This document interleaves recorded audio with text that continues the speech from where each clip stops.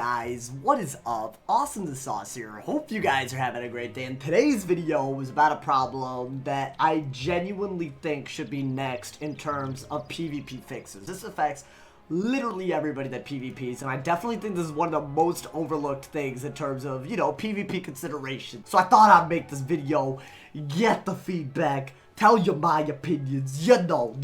I'm talking about the matchmaking problem in Wizard101. Right now, matchmaking is in one of those really weird places because at the end of the day, you want to make sure that as many people can get matches as possible with a limited number of people playing at any time, but you also want to make sure that it's fair. So I think it's always about finding the balance between what's fair in terms of matching up people and what's efficient, meaning like, are you even gonna get matched up with the person? So I feel like right now the problem is I think the balance is shifted a lot more in favor of just getting any match rather than actually focusing on fair matches. And I think there's a lot of ways you can fix this, so that's what I'm making this video on. What this video really is going to be is identifying the 3 major problems with matchmaking and the 3 major ways you can solve that problem without sacrificing the number of people that you can match up with and without sacrificing the fairness of the game. So let's get started right away. You know what I'm saying? I'm going to start off with what I think is the 3rd biggest problem and move all the way up to the very top. I think the 3rd biggest problem when it comes to PvP matchmaking right now is that there is no minimum rank.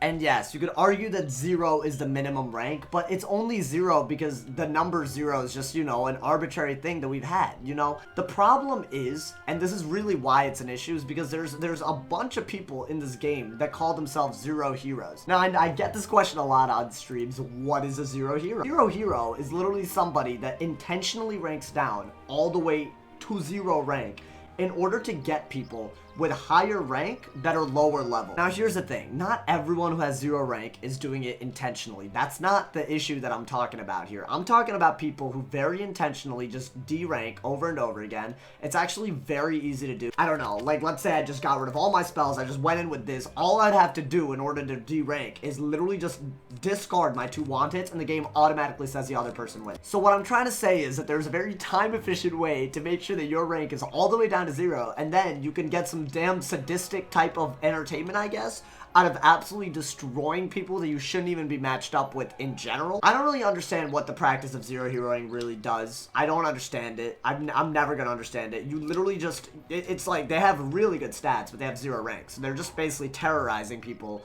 who have no chance of competing against them. Like right now, I could go in, right? D-rank my Storm and go into PvP with 65 Pierce and almost 6,000 HP.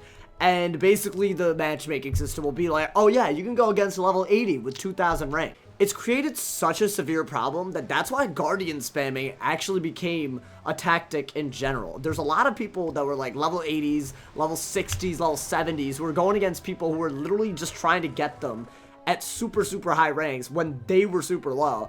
And then that was their only survival mechanism. They just had to keep on Guardian spamming. It's created a problem where some people feel that they need to tank and need to stall in order to win, and then other people are abusing game mechanics because there's no minimum rank preventing them from being matched up. This is why we need a minimum rank. The way matchmaking like works right now, you don't see any people with 400 rank getting matched up with people several levels below them. So I think that would be a very good start, because I think there are very few people that are actually at 0 rank because they're actually that bad.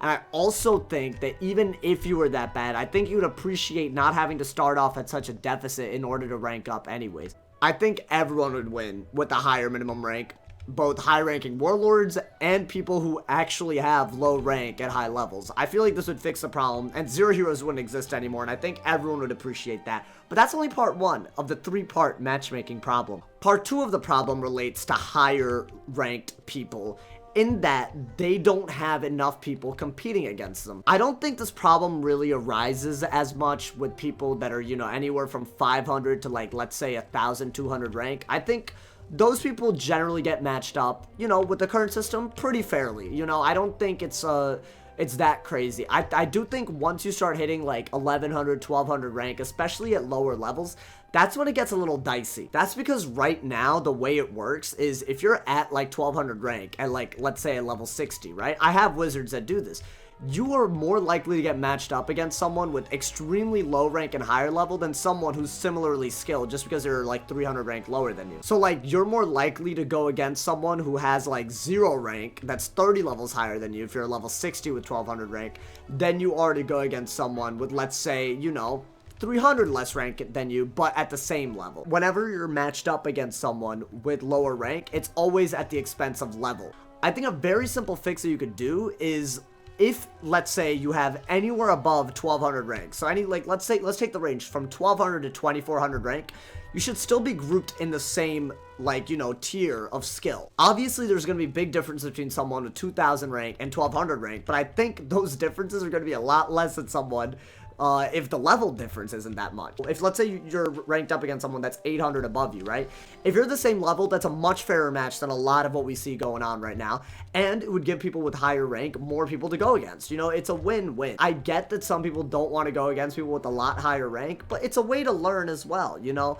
I just think that that would be a lot better than just, you know, basically you're only able to go against someone with lower rank than you if they're higher level, like that much lower rank. It's just unfair because level differences make a lot more difference in this game right now than skill differences. And skill differences can be overcome as you get used to fighting people at the same level at a higher skill rate. I think people at the same level have a lot more tools to use against each other than people in different levels. So you really got to start grouping people, even if they differ in rank. Similarly, if they're in the same level range. That's all I'm trying to say. So really, you know, long story short, whether you have 2000 rank or 2400 rank, you know, or 1800 rank or 1300 rank, I think all of those people should be grouped in the same way when they're matching up against people. So there's a preference that they go against people at the same level in that range rather than at people with lower rank at higher levels. Now, there's a lot of numbers going on here, but I genuinely think this is a very, very big thing. And I think finally the biggest problem right now in PvP is the way some people have a certain set of skills that they can use against others that there's no counters for. I think PvP needs to be organized into different groups of people beyond just rank like I mentioned, but also like into like what tools they have. What do I mean by that? I think a very obvious example is if you have shadow magic, you 100% should not be going against people without shadow magic. That's such a no-brainer that I don't understand why that's not a thing already. If you have Shrike, you have a huge advantage over anyone who literally cannot use Shrike. If you have shadow enhanced spells, you have spells that are clearly more powerful than anything anybody else can have. But I don't think this needs to be limited to spells. I think let's look at like level ranges like level 50, right? I think if you have the Warlord gear, you should not be going against people unless they also have arena gear. Completely hypothetical scenario, right? Let's say you're like a couple of matches from Warlord. You're like at 884 rank, 868 rank, something like that. 1 or 2 games away, right? Right now, the way matchmaking works is you're very likely to go against someone. Let's say they have 900 rank, right? You'd be likely to go against some of their similar level range. The problem is they have tools given to them by Diego that make it much easier for them to win. Easy example, Staff of Flashing Blades. At level 60, there's nothing that even comes close to this unless you pay crowns, and even that, they're only better because of Maycast. This is clearly the best one. So I don't think it's fair that someone with literally 16 to 32 rank above you can have this tool to use against you, even though you're so close to rank. It's the same with all the Glendeming's gear.